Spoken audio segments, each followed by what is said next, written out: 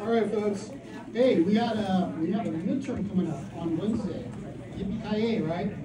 The intention is that this midterm is going to be covering all the way through the capillary movement of the material. So we're going to finish that up today.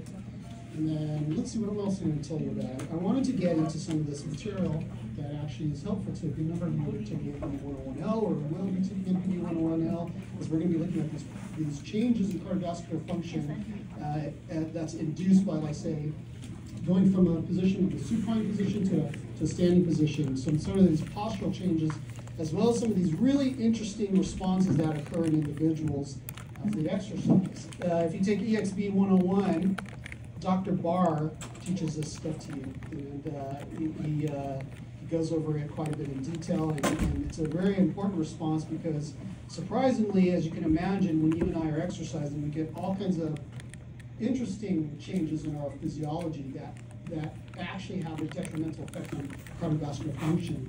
And yet the cardiovascular system is able to do its work as we exercise. So let's continue on with capillary filtration, because that's where we last left off on. And remember, the idea about filtration is sort of like the following. If I were to draw a picture here. Now, if we have a capillary sitting here as such, and then what we have is we're going to draw a little pore inside the capillary, or we can even put aquaporins in this capillary. There's a little aquaporin channel like this, as such. And we have a variety of different forces that are acting within the system to affect water movement. Now remember, we mentioned that the movement of water that's passive is going through osmosis. And as I mentioned to you, that we have some of these osmotic forces that can drive our water movement. And we refer to them as through the, like this pi. We give this designation of pi. Let me change my ink color. I don't want to use red here. So let me get this guy over. Erased here. Try this one more time. And we'll go to black here. Okay, our osmotic forces. Osmotic forces. We designated them by pi. And we can speak of two of these osmotic forces that are acting within the system.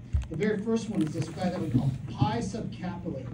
And pi subcapillary, that is all due to these proteins that are inside the blood that we call colloid proteins.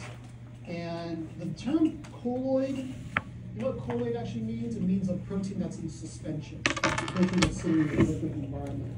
And these colloid proteins are creating this osmotic pressure that is often referred to as the colloid osmotic pressure. We'll talk about it when we get into our renal portion of our lectures.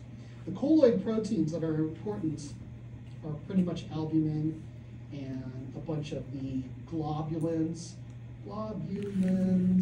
and also, like, you could argue fibrinogen, which is this protein that is floating around in the blood, important for clotting. Albumins, by the way, those are produced by the liver. They're multi-use. You can use them to carry things around in the blood, but more importantly, they're important for colloid osmotic pressure.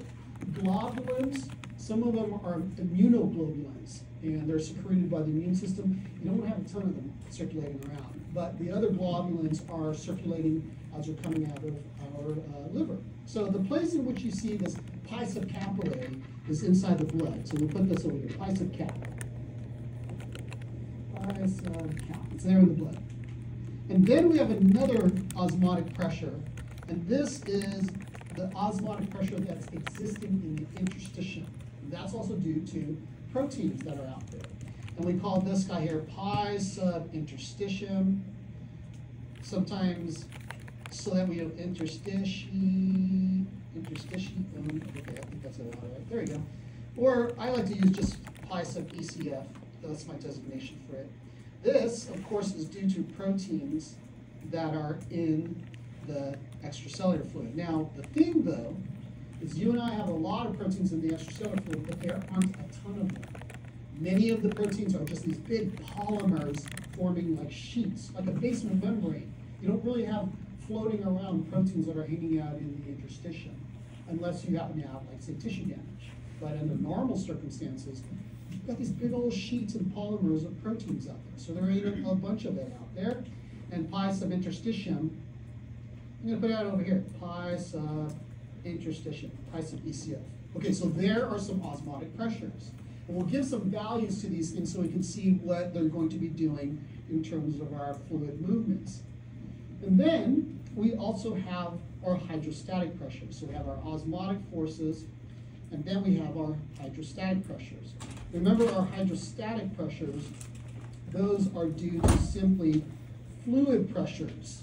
And we have fluid pressures that are inside the capillary as well as those fluid pressures that are outside of the capillaries. So the very first hydrostatic pressure we're going to be considering, and I'll put this as number 3 here, that way I can keep my numbers straight here. P sub cap, which is basically the blood pressure that is inside the capillaries. And then, as you can imagine, I can have that expressed as such within the capillary like that. There's our P sub capillary. And then the fourth one is also a hydrostatic pressure that's existing in the interstitium, also due to the fluids in there. So, you know how if you feel your skin, it feels like you've got a little bit of squishiness in there? Some of that is due to the hydrostatic pressure there, due to the water. Some of it is due to adipose tissue, but there's a bunch of hydrostatic pressure in there. You can feel that in there. Okay, we refer to that as P sub interstitium or P sub ECF, however you want to represent it. So we'll use P sub ECF or P sub interstitium. Okay, so that is sitting out over here, P sub interstitium. Oh, let me use ECF just to be consistent with this. ECF. Okay. All right. So let's think about this and see how that's going to influence water movement. Now remember, I said to you, water movement can be going passively because it's following osmotic gradients. It's following osmotic gradients.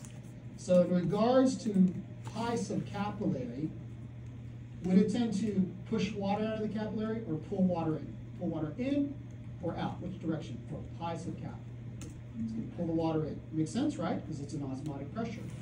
So you would imagine that this pi subcap would be pulling water in that direction. And then what about pi sub ECF? Which direction would it be moving water? Into the capillary or out of the capillary? Exactly, out of the capillary. So the water would be going out this direction in response to that. Now imagine if those two were balanced, you'd say, okay, well, we can eliminate that. We don't have to worry about osmotic pressure. Obviously, they're not balanced. We'll see that in a moment. P subcapillary, that's a hydrostatic pressure. Remember I gave you the example of like water here in my water bottle. It's exerting hydrostatic pressure. If I poke a hole, I give it a pathway for it to go. Okay, this hydrostatic pressure in P subcap, which direction is it going to make water move relative to the capillary? Into the capillary or out of the capillary? Think about it like this, right? You poke a hole, the water's going to go out. So what do you think? It's going to make it go out. So P subcap would be making water go out like that for water movement. What do you suppose for the hydrostatic pressure in the extracellular fluid, P sub ECF, which direction would make the fluid go? Into the capillary or out of the capillary? Exactly. So you can look at this, you'll say, hey, how cool. It's basically, we can make all these things balanced. But in reality, it isn't balanced. And now we have to see what this is all about. And on our lecture Wednesday, what we saw is I expressed it to you and I said we can get all of these related such that we can express a brand new formula, which was this, talking about the flux of our water, the net flux of water. So let's rewrite this and then incorporate these brand new parameters that we just put here on the page. Okay? So here it is. Talk about the flux, net flux of water across the capillary. Okay, first of all, if that flux is a positive value, that implies water leaves the capillary. If on the other hand, it's calculated as a negative value, that means water enters the capillary. And we're talking about within the fluid of our extracellular fluid out here, okay, extracellular fluid going in and out of the capillary. You could also speak of the GI tract if you wanted to.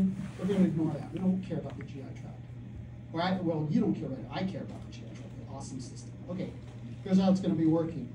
We'll just say that the flux is given by J sub V. That. Flux, if you remember, that's current over total surface area. That's how we express flux. J sub V, the V over there just stands for volume. Volume of flux is equal to a couple of parameters, L sub P, and then we also mentioned SA. You all know what SA is? That's pretty easy. What does SA stand for, y'all? Exactly, surface area. You can imagine if surface area goes up, I have more flux. And it really doesn't determine whether or not it's going into or out of, but the more surface area I have, the more capacity I have to do this water movement. Okay, now what? In this big bracketed area, here's where we're going to need a bit of room. And what we want to do is separate out the different forces, both the hydrostatic forces as well as the osmotic forces. So here on the left-hand side, we'll consider the hydrostatic pressures. Hydrostatic pressures over here. So we have P sub cap, like that, minus the interstitial hydrostatic pressure, P sub ECF, or P sub interstitium, however you want to indicate it, okay? And what we need to do is subtract out the osmotic pressure. Now you may wonder, why do I want to subtract out the osmotic pressure? Because in general, when we're talking about flux across a capillary, an osmotic pressure tends to pull water in. Okay, it tends to be something that's going to be pulling water in. And let me show you, and you'll see how this formula works out. We're going to subtract out the osmotic pressures, but we also have to throw in a couple of other things too. Give yourself a little bit of room here in the front of the parentheses, if you will, and we're considering our osmotic pressures. So, which of the pressures, osmotic pressures, go back to this picture over here. Which of these osmotic pressures, pi sub ECF, pi sub capillary, which of those osmotic pressures pulls the water in? Which one? Pi sub cap. Okay, so we would say that if we were to consider the flux due to it, it would be a negative value, right? Because remember I said a negative flux implies I'm pulling water in. That's how I defined it. So what I would want to do is take this negative and multiply it times this value here, pi sub cap, and that would basically give me a negative value. It would be pulling water in. And then I also have to subtract out pi sub extracellular fluid, or pi sub interstitium, however you want to refer to it. So now we've separated out the two forces, the hydrostatic forces and the osmotic forces. And I added in one more thing, and we're going to have to talk about this a little bit more in detail, because this is something that people get a little bit confused about. There's a little sigma right there.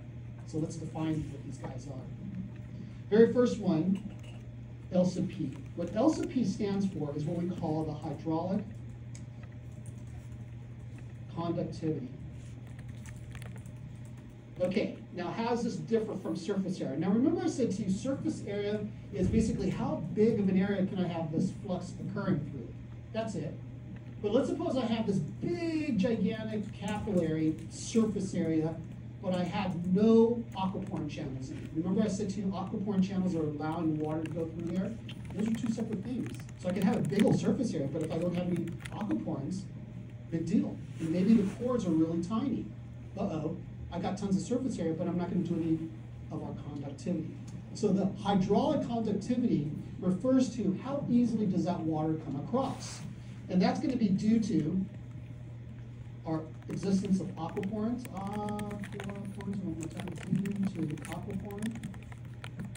Aquaporin amounts, or I should say aquaporin concentrations, and also the number of pores too.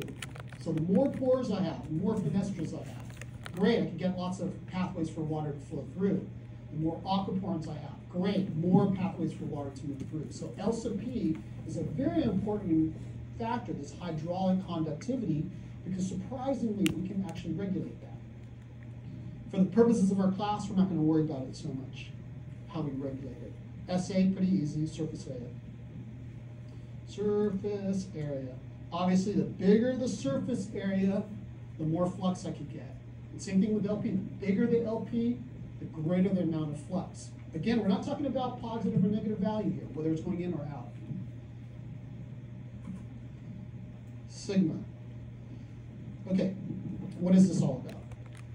We call this guy the reflection coefficient. And the reflection coefficient means basically how easily does the proteins cross the capillary. So let me show you an example of what I refer to here. Let's pretend I have this capillary, very continuous capillary. So when we look at this guy here, the pores are really, really tiny, and none of the proteins can get across it at all. So here's a continuous capillary. So now I have my protein in here. And by the way, when we're talking about proteins that move across, remember the pores? The pores, they have to be big enough to get the protein across. And then also, the thing about proteins, if the protein is a negative charge on there, it doesn't like to cross very easily. It's more of these proteins that have a positive charge or a neutral charge. They'll go across. So if the protein is tiny and has a positive or neutral charge, it'll easily cross. But the thing about albumin, big protein, negative charge. Globulins, big protein, negative charge. Awesome. So that implies that I can have a protein in here, and these proteins would never be able to cross the capillary. They bump into it, boop, they're easily reflected back. See that, the term reflection coefficient? They're easily reflected back. So here's my argument to you now. Okay, you see those purple guys, those are the proteins are getting reflected back. So if they stay within the blood, what happens to pi sub cap? Is there any change in pi sub capillary? What do you think, yes or no? No, there isn't, because pi sub cap is set. On the other hand, if we have a capillary that's like this, and this time maybe due to, oh, the patient had a heart attack, and that patient who had a heart attack, all of a sudden the tissues are going to, well, no, that isn't a good example. I'm not going to use this. Let's say a patient has this severe allergic reaction, and they get a big histaminergic reaction, and now, holy smokes, we get these big pores that are in these capillaries, big gigantic pores. You may wonder, why would that happen? Generally for an allergic reaction, we'd like to make the pores big so that some of our immune cells can jump out and fight whatever kind of infection is in there. Big old pore, and here's my little protein like that. Guess what? That protein, it's going to sneak on through and come on out of that capillary and end up into the extracellular fluid. You see that there? So in the second example over here, you can see that none of these proteins got reflected back into the blood. You see how we use this terminology, the reflection coefficient? And so in this instance over here on the right, or pardon me, the left-hand side, we see that this reflection coefficient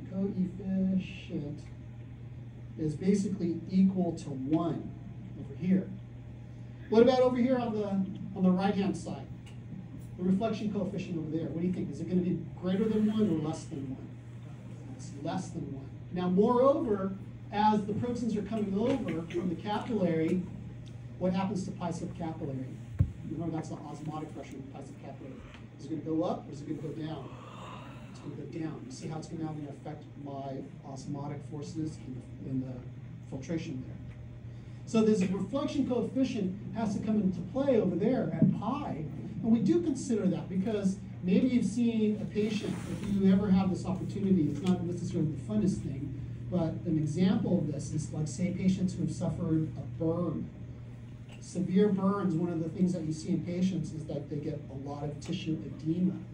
And some of that tissue edema arises because the tissue that got destroyed and released proteins into the extracellular fluid, and also some of their capillaries get a little bit more permeable. Some of the blood proteins are coming out. And now more fluids coming out of the capillaries, their tissue swells up as a result.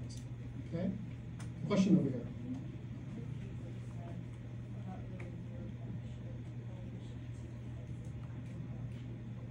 So let's try it like this. Suppose I have a membrane over here, and this guy is just basically semi-permeable, only to water. And if I put some solutions in here where on one side I have way more of my osmotically active proteins compared to the other side, which doesn't have as many over here. Side A, side B. You already know which direction is water going to go in this example. Is it going to go from A to B or from B to A? A to B, right? Because there's more osmotic force on side B to pull the water across. Now, I've said that to you incorrectly. Generally, we define osmotic force in a different manner. But you understand what I'm talking about. Osmotic force is kind of pulling the water across.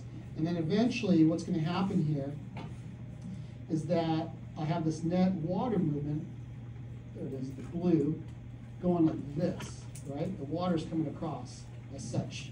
And then eventually what will happen, given enough time, is that I would then have a change in the volume, where now side B is a lot bigger compared to side A, but the end result is that now I've ended up with basically the same concentration of ions. Concentration, not an absolute amount, but same concentration on both sides. No net flux, right? We all apply this.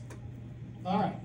Now your question was, well, what about this reflection coefficient? Let's suppose we have a reflection coefficient that's smaller than 1, meaning that now the semi-permeable membrane allows this osmotically active substance to cross it.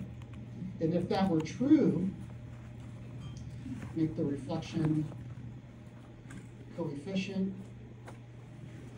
make that now less than 1.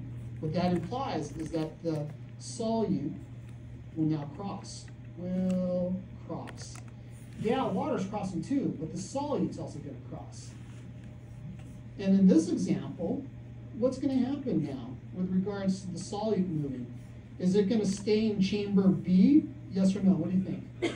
No, it's not. If it's not going to go and stay in chamber B, you know it's going to end up going into chamber A.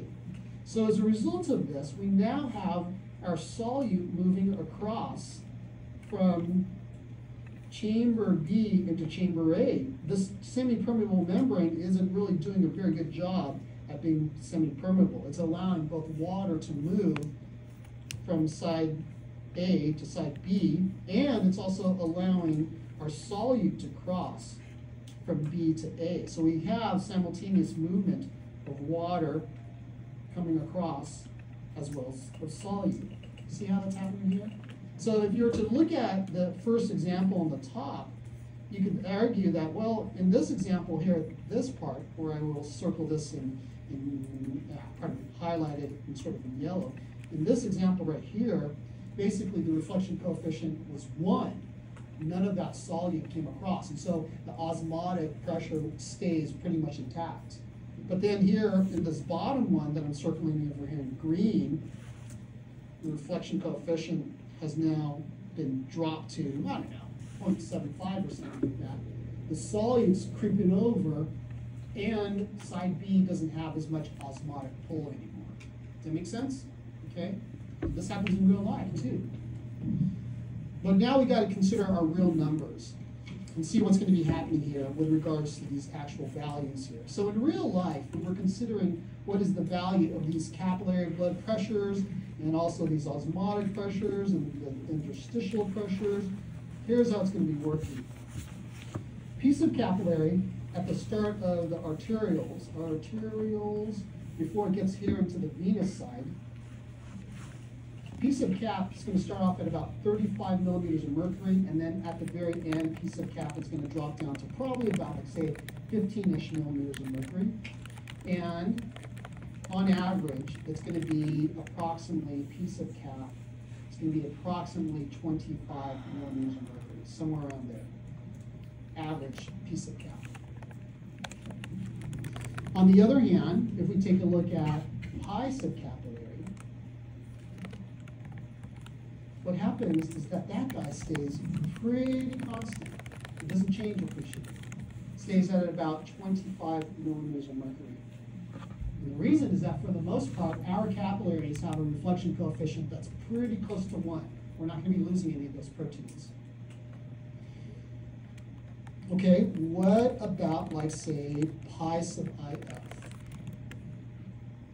That pi sub interstitial fluid or extracellular fluid, however you want to refer to it, interstitial fluid, the interstitium, or whatever, it's tiny. It's a small value. because there are very few solubilized individual proteins that are floating around in the extracellular fluid. And the amount of pressure that it exerts, probably like this, 0.1 millimeters of mercury. Not much at all. And moreover, to even think about, well, if that's tiny, well, what about our interstitial fluid pressure, where we have our P sub ECF slash interstitial fluid? This is a crazy one. This happens to be anywhere from around, like, say, 12 millimeters of mercury down to -2 millimeters of mercury. -2 millimeters of mercury implies that your interstitial fluid is actually sucking the fluid out of your capillaries.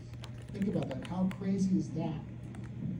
Okay, so if we were to then throw in these numbers in here, and the average value that you see in the interstitial fluid we'll just use is that it's usually around like 0 millimeters of mercury. We can then throw it into our formula and ask how much fluid is coming out at the start of the capillary. How much fluid is coming out at the end of the capillary? So J sub V at the start of the capillary. And we won't worry so much about the hydrostatic conductivity, the surface area. We'll consider that sigma is equal to 1. So we can just eliminate L sub P, SA, and sigma. We'll do it like this. So P sub cap, 35 millimeters of mercury. Subtracting out P sub interstitium, 0 millimeters of mercury. Right there. Here's our hydrostatic pressures. And then subtracting out our osmotic pressures. So we'll call it about 25 millimeters of mercury. And then, 0.1 here, we'll just call it 0, because I don't want to do 25 minus 0.1, that would be equal to 24.99. Let's just call it 0 for now. 25 millimeters of mercury minus 0 millimeters of mercury. So if we look at the value here, that's basically 35 minus 25, 35 minus 25 millimeters of mercury. And that is equal to plus 10 millimeters of mercury. Okay, plus 10 millimeters of mercury. Fluid going into the capillary or fluid coming out of the capillary? Got it? Okay, so you're looking at this and then you're saying, oh my goodness, fluid is coming out of my capillaries, it's now going into my interstitium. I should be swelling up, right? Because I'm losing all this fluid into my interstitium. And yet there's none of you here who are like, if I wait enough time, none of you guys are swelling up. In fact, we are typically keeping our usual body size and shape. We've seen some examples in which your tissue swells up, like when you're injured, you notice how it swells, and we'll try to talk about that maybe a little bit later, but we pretty much are not doing any kind of swelling. So we have net filtration. As we allow that blood to flow through the capillary, we're doing this net filtration, and then all this fluid's coming out. Lots of fluid's coming out. What is happening to P sub capillary as the fluid is flowing through there? What's happening to P sub capillary? It's dropping. So then the net filtration starts to get smaller and smaller to the point where, the vector of it gets tinier and tinier. And there comes a point where basically we don't have any more net filtration. Where you can imagine the hydrostatic pressure within the capillary is pretty much the same as the osmotic pressure. And so then the net flux is 0, somewhere around the middle of the capillary. And then as we flow the blood to the end of the capillary, the pressure falls even more. And part of this drop in the pressure in the capillary is due to a loss of fluid. And then the second thing is, well, that's just what happens when we drive that blood through the capillary. Frictional losses cause loss of pressure. And we drop it down to 15. So let's even run some numbers over here at the very end. What about J sub V at the very end? J sub V at the end is going to be equal to 35 millimeters of mercury minus, remember here at the end, see that? 15 millimeters of mercury. 35 millimeters of mercury minus 15, that's our hydrostatic pressure, millimeters of mercury. The osmotic pressure stays about the same, about 25 millimeters of mercury. Some would argue that it actually falls to about, like, say, 23, 20-ish millimeters of mercury. Let's use 25, just for simplicity's sake. 25 and then minus 0, like that. 35 minus 15, 10, right? So that is equal to 10 millimeters of mercury, which is our hydrostatic pressure, subtracting 25 millimeters of mercury of our osmotic pressure. And that is equal to what, y'all? 10 minus 25 is equal to what? Negative 15. So what is that going to do to the fluid? Which direction is the fluid going to go? Into it. Yeah, question over there. 35 minus 15 is equal to 20. Thank you. Thank you. Sorry. That is equal to now 0. Very good. Thank you for correcting that. Apologize. And then this is going to drop down to, like, say, minus 5-ish millimeters of mercury. And the value is anywhere from about minus 10 to minus 5 millimeters of mercury. So now, that is going to do what to the fluid? Drive the fluid out of the capillary, or into the capillary. Okay, so what happens over the course of a capillary, as the fluid is moving through there, we have this net filtration, like this. So right over here, we have a whole bunch of filtration. So let me put this in pink. Filtration, going along probably about for the first 2/3 of the capillary. Then it reverses direction, and then we begin to do reabsorption of the fluid back. So right over to here, we have now reabsorption of our fluid. Based on these values over here, we started off with a net filtration of 10 millimeters of mercury, and then we ended with a net reabsorption of minus 5. So what do you think? Did we have more net filtration, water coming out of the capillaries, versus reabsorption, which is water coming out? What do you think? More filtration or less filtration? More. So we're getting what? More fluid in the extracellular fluid. Now you're thinking, holy smokes, man, I'm losing all this fluid into my capillaries. Now what? Well, we're not going to have enough time to talk about this, but y'all have heard of the lymphatic system. Generally, we love to speak about the lymphatic system with regards to the immune system. We have lymphatic capillaries that run right alongside the capillaries. And the lymphatic capillaries will grab that fluid, and it'll passively bring all that fluid back right over here under this guy called the subclavian vein. And that comes under the subclavian vein, and that drains right back into our venous system. The reason why we love to talk about the lymphatic system with regards to the immune system is because that fluid, which we now call, y'all have heard of this before, lymph, right? Lymphatic fluid. That lymphatic fluid is really a bunch of the fluid that we grabbed out of the extracellular fluid and we're returning it back to the circulation. And it goes past a whole bunch of immune cells. And the immune cells clean it up just in case there's a bunch of nasties in there. That's why we generally speak of it in terms of our immune system. So this net filtration is what's going on in you and me all the time. And luckily we're able to return all of this stuff right on back to our bloodstream. And it works pretty darn good. It works really, really well. Question over there. The flux of water at the end, Mm-hmm. why is heat at the 35 the same starting value as opposed to 15 at the beginning? Why does it start off here at about 35 at the start? In the math. So in the first one for the flux at the start, Mhm. heat cap is 35, and then you're doing the flux at the end. Why is heat cap still 35? Oh, you know what? Sorry. Excuse me. I have a brain fart over there. I had the 15 over there. I'm sorry about that. Let's rearrange this. Let's put 15 over here. Thank you. 15 minus 0. 15 minus 5 over here, millimeters of mercury. Sorry about that. Now, if you're wondering why do we now use 5, let me clean this up. Thank you for pointing that out. I got way ahead of myself. 15 millimeters of mercury over here, and then subtracting out about 5 millimeters of mercury. This value over here can be anywhere from about 0 to 5 millimeters of mercury. We'll use 5. The reason why this interstitial fluid, piece of IF, goes up is because we've been putting fluid in there, and then the pressure rises up in there. But that value in there could be anywhere from about, like, again, -2 to about plus 12 or so, but we'll use 5 there. And then that's how we get that difference of 15 minus 5 is equal to 7. Sorry about that. My fault there. Okay? Got it? And then if we do 10 minus 25, my numbers are all totally screwed up. We got 15 millimeters of mercury. I think I got to repeat this now. Okay? The point is, I'm sorry about this, the point is that, look, you and I have this differences in these hydrostatic pressures at the start of the capillary, at the very end of the capillary, and part of that will then be creating these differences in net filtration versus net absorption. Question over here, let me see if I can clarify these.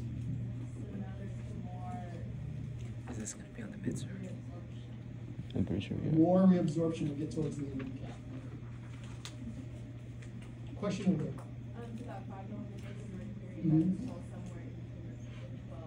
It's a -2. And the fluid that rises up in there as you're doing this net filtration is what's making it go from about, in some places it's like at a -2. So at the higher, the upper extremities, it tends to be a negative value. Lower extremities, it tends to be more positive value. As you put more fluid in there, then it rises up. 5-ish is roughly what we're going to be seeing towards the very end of that capillary. So the location doesn't matter, like the location of distance to capillary. It does matter because now we're getting this 5, it's roughly around here in this area of the capillary. So it'll be higher.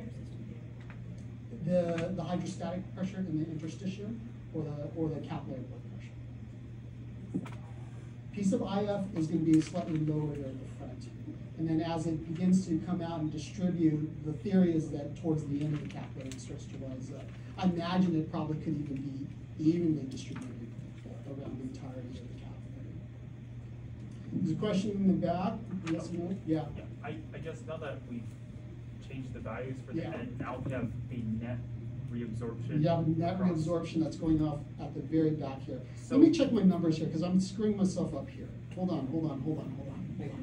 My numbers are not working here, so let me restate this for a second here. Let me just double check my numbers here because I'm killing myself. And I'm noticing that I'm also messing you guys up too as well. My brain got ahead of myself here. Okay, hold on. Let's be prepared to erase a bunch of numbers because I didn't want this number to be higher. Okay, let's try this one more time, y'all. Let's try this one more time here. Because I wasn't looking at my numbers correctly here. 35. Let's see. Let's try this. Okay. Let's try this again. I'm sorry. We're going to erase this. We're going to erase a bunch and get my numbers right. That way it agrees with my with the things I'm trying to tell you. And give me a moment here because I'm getting a whole bunch of alerts on my Arlo at home because my chickens are running around in front of the camera. Yes, we have chickens. You want to see the chickens? Okay, hold on. You guys. Priorities, man.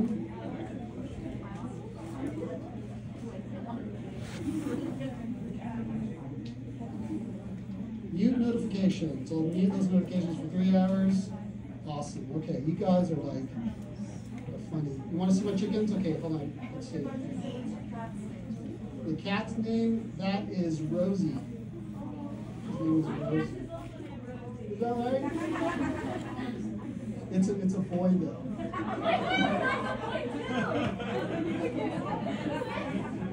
And the reason it's a boy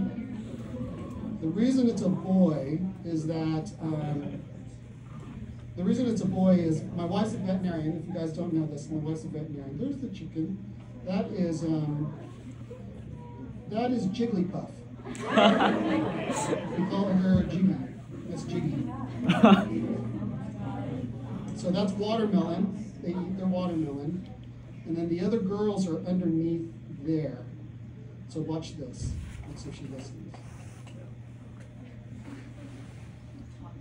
Yeah, they're smart. Jiggy. So she listens. Jiggy. She sometimes will come to the microphone. Jiggy. So I'm psyching her out. Sucker! Right, so that's what I'm gonna do. Anyways. There's chicken. Alright, sorry to indulge. Alright. Okay, so that's, yes, those are the chickens. Let's go back. You guys are funny. Okay, anyways, the story about the, oh gosh, what's going on? The story about our cat is that we were adopting the cat. My daughter was visiting the clinic where my wife was working, and was visiting the clinic where my wife was working. By the way, I'm going to erase a bunch of this stuff so that we can get some numbers that really make sense. That way I can make more argument, right? Like a true scientist. Anyways, my daughter was visiting the clinic, and then one of the technicians came in with a bunch of kittens, and the doctor goes, "Oh, I want that kitty cat. It's a really cute little white thing, and it's going nuts." And our technician said, "Oh, we had another veterinarian sex it, and we figured that this one's a female." And the way you sex a cat, because the external genitalia, the penis doesn't hang down on domestic cats, and so you got to look at this urogenital distance between the anus and then the other hole, the pee hole, right? You have to look at the distance there. And I forget, I think it's the longer distance, it's male, shorter distance, it's female. So the vet, whoever it was, mislabeled the cat, so we thought it was a girl, and so we'll call it Rosie, because my daughter was like, "Oh, you make it all pretty and stuff." And then gradually figured, this is a boy. So then I thought, well, Rosie, we still got, we'll still call it Rosie. You know, he's a Buffalo team. And if you remember that back, there's a football player by the name of Rosie Greer. I don't know if any of y'all have heard of Rosie Greer. He's a badass, and he's also a sweetheart too as well. But anyways, I thought I don't want to keep the name Rosie. So on occasion, when I do the lectures at home, if you ever took classes from me during COVID time, Rosie would always jump up on the counter, and then he would sit in front of the camera. Yeah, that was Rosie. He's a little cutie. Okay, let's try this one more time. I apologize. I saw that my numbers weren't working so hot. Okay, I wasn't even looking at my numbers. Let's use extreme values. Let's use extreme values. I even wrote a note to myself. I said, use extreme values. We'll use the -2, minus -2 millimeters of mercury. Remember we said that sometimes it goes down to minus -2 over here. And then pi sub cap, and again, we're not putting the reflection coefficient. Pi sub cap will do 25 millimeters of mercury minus 0. And so now we have basically 37, because 35 minus a -2 is equal to 37, and subtract out 25, and now that's how we got a filtration. Yep, here we go, net filtration of 12 millimeters of mercury plus value of mercury, okay? Those are net filtration at the start. And then at the very end, we're going to still take it to 15 minus 5. Why is this not working out here? 15 minus 5, what happened over here? How come I have negative 5 over here? So, negative 15, interstitial, minus 5, that's 10, and 25 minus 10, oh, what do you know? Okay, what is going on here? What is going on here? Give me a moment, y'all. Is there going to be a review session? Why are my numbers? I'm not sure. I haven't heard anything about that. So, yeah, that's right. 25 millimeters of mercury. Why is this going on here? Okay, something's happened here with my numbers. I don't know what's happened to my numbers, but my numbers aren't working here. At the very end, this value actually drops down to equal to a -5. I have that number here, and I don't have my calculations on here how I got this to -5. But trust me, somehow it does. Okay? My math isn't working. I don't know what's going on here, man, but my math isn't working, but it does. And the reason why I have to bring this out, because it can't be a positive value, it has to be a negative value. The way that capillaries are working is that you and I happen to have this net filtration at the first right 2/3 of it. Even though my numbers aren't working, trust me on that. And then as we get to the last 1/3, we begin to reabsorb that fluid, but we don't reabsorb all of it. And so this -5 at the end of the capillary causes reabsorption. So somehow here, math is all screwy, right? Who knows? But we have this net reabsorption that occurs there. That's the main point that I want to point out to you guys. Okay. Later, when we get into the renal system, we're going to find out We don't even do net reabsorption at the very end, because throughout the entire length of the renal capillaries, remember those guys, we call them glomerular capillaries, remember those guys? We actually have net filtration the entire time. We never want to be sucking in the fluid back. So having this, where there's a slight imbalance, where you get a bit more filtration over here compared to reabsorption, a little bit less. It's not a big deal, because we pull that fluid back into our lymphatic system. So in answer to your question in the back there, wait a second, they're not balanced? I mean, you have it where it's all screwed up? Yeah, somehow in my mouth, I got it all screwed up. And maybe if I look at some other notes, I'll figure out how I got this number here, this one I'm gonna highlight in yellow, because the numbers ain't working out so hot there, okay? All right, so that's what goes on here with our movement of water. Questions in the back? Why does the osmotic pressure stay the same at the end of the capillary? Why does it stay the same as opposed to what? What do you think? As opposed to, because like, if you have more fluid in the interstitium. It should drop, right? Yeah. Yeah. For the typical values that we're seeing for that osmotic pressure, it actually stays pretty darn constant. Whoops, I didn't mean to answer that phone call. It stays fairly constant, and it doesn't seem like it drops appreciably. It seems to stay at about 25 millimeters of mercury, despite that fluid's coming in there. Questions? Any additional questions? No? Okay. Later when we get into the renal system, we're going to find that that osmotic pressure actually drops. Or pardon me, actually increases as we're losing fluid. And then that becomes important because that allows us to reabsorb water coming out of our peritubular capillaries, or coming out of the nephron to peritubular capillaries. Question over here. No, because something happened here with my numbers. I screwed it all up, so I'm not going to hold you responsible for it. But the concept is important.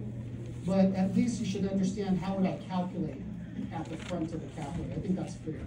Something went on with my numbers, or something went on with those values there. Get my correct value over here. Question before I continue on here. Anything else? All right, ready? Let's go ahead and talk about something different. I'm going to switch gears.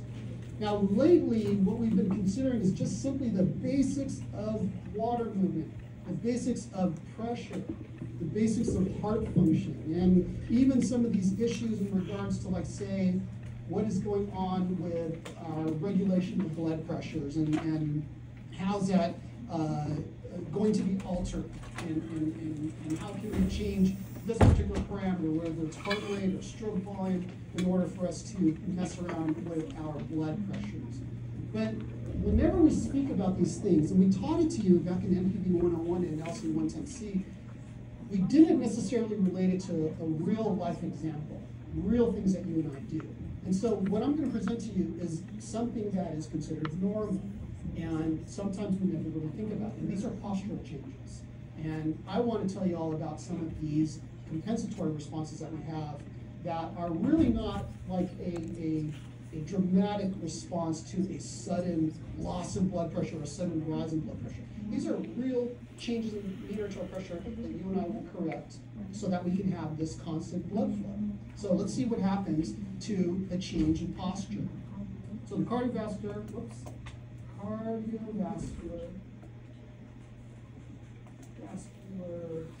responses to the very first one I'm going to do is number one, change in posture. And when I'm speaking of change in posture, again, the best one and the easiest one is something we alluded to earlier in our quarter. We're speaking about the change from laying in a so-called supine position to a standing position.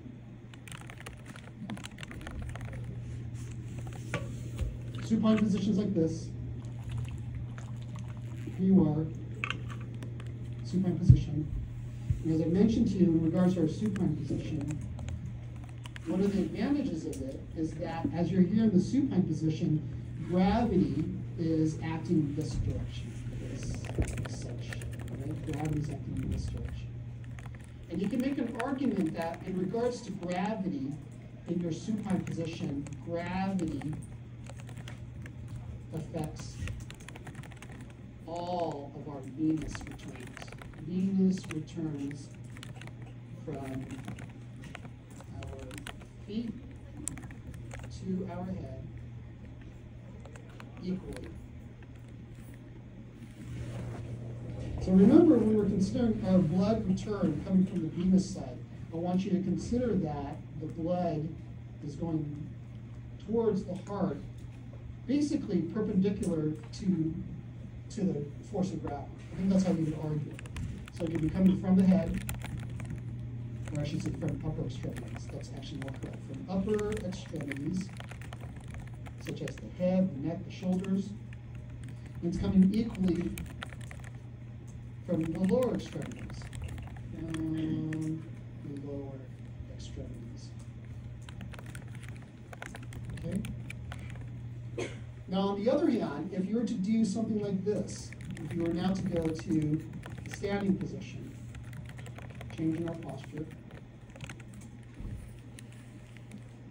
and now go to this position. So what happens is, here's your arms, because obviously you don't stand this way, but I just want to try to demonstrate something to you, because I need some space over here. I don't think you stand this way. I don't know, that'd be weird. Anyways, so there you are, you're like this. Okay, so my question to you, venous return coming from the head, this direction. So I'm modeling it here. Here's the vein like this. Venous return from the head. Is that being opposed by gravity? Yes or no? Definitely not. And then venous return from the lower extremities. Is that being opposed by gravity? Yes or no? Okay, now, if you were to look at the venous return when you go from a supine position to a standing position. So we're going to say it's opposed due to gravity. And then over here, return from the upper extremities, we'll say it's not opposed. I mean, you could even argue that the blood returning from the upper extremities, it could be sort of accelerating with gravity. And I suppose it can be, yes, a little bit, but no, not so much here. Okay, opposed due to gravity when standing. And so the consequence of this is that this individual, as they shift from a laying position to a standing position, what happens to their venous return, their overall venous return from the peripheral veins, compared to when they're in their laying position? What happens to their venous return? What do you suppose? Is it an increase or decrease? Okay, it decreases. So you know that what's going to happen there is that it decreases. And so if it decreases, then what is going to happen to our venous return to the central venous pool, and then eventually the ventricles? What's going to happen there? Is it going to increase or decrease? It's going to also decrease. So we're going to see that it too also decreases. So that decreases. So the end result, everybody, is, whoops, black ink over here. Look at that kind of skinny. There we go. Their end diastolic volume decreases, and also their cardiac output decreases, because obviously the stroke volume got smaller, right? Because the stroke volume is smaller, cardiac output has gotten smaller. And if the cardiac output decreases, ultimately, what's that going to do to mean arterial pressure, everybody? Is it going to increase it or decrease it? Decreases. Got it? So there's our disturbance. So that drops the mean arterial pressure. Now remember, the mean arterial pressure is something that we will homeostatically regulate. The mean arterial pressure is detected by what kinds of baroreceptors? High pressure baroreceptors or low pressure? Okay, high pressure baroreceptors. Drop the mean arterial pressure, firing rate of those baroreceptors. What are they going to do? Increase their firing rate or decrease the firing rate? Increase, raise your hand. Decrease, raise your hand. So remember those baroreceptors? They increase their firing rate when the wall stretches, right? And so if I have less blood in the arterial side, am I stretching that blood vessel? No, I'm losing tone to it. So basically, the baroreceptors decrease their firing rate. Make sense? decrease your fire rate. Okay, so it's easy. So all we have to do is activate a compensatory response so we can correct this mean arterial pressure change. And this is a very fast response. You do this all the time. So some of you have noticed, have you ever noticed going from the sitting position, go to a sudden standing position? If some of you notice all of a sudden it feels like your heart's racing. You're doing your compensatory response. You notice it goes really fast. So maybe initially you start to black out a bit, but then you feel this going on. Fast heart rate. With me, I actually start to black out a little bit. Okay, what's the compensatory response?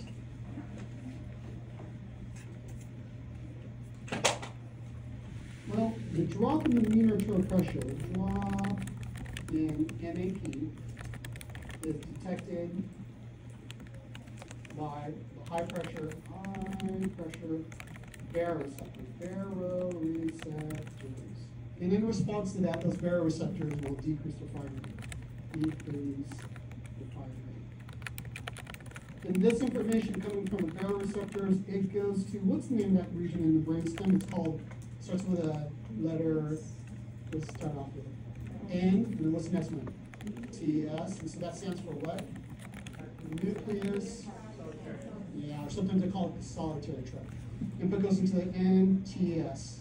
It's activating the NTS. And this is a drop in mean arterial pressure.